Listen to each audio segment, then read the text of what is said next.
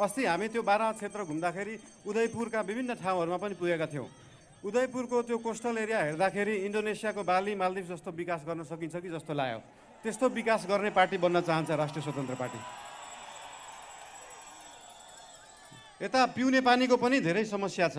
धरानमा पिउने पानीको डिपिआर, यो भेगलाई त्यो पिउने पानी खुवाउने पार्टी बन्न चाहन्छ राष्ट्रिय स्वतन्त्र पार्टी। तपाईँलाई थाहा छ नेपालको 60-70% फुटबल प्लेयर कहाँबाट निस्किन्छ? गर्नलाई आज गरेको हाम्रो इन्भेस्टमेन्ट 10 वर्ष पछाडि देखिन्छ। एउटा फुटबल प्लेयर राम्रो बन्नलाई कम्तीमा पनि 10,000 घन्टा प्र्याक्टिस गरेको हुनुपर्छ।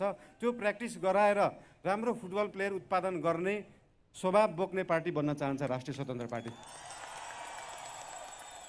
जसरी यो सिलाम साकमा लासुजु, यो सिलाम साकमाले मृत्युलाई छेक्छ, मान्छेलाई कालबाट जोगाएर राख्छ, त्यसरी नै देशलाई जोगाउने पार्टी बन्न चाहन्छ राष्ट्रिय स्वतन्त्र पार्टी। धेरै धेरै धन्यवाद।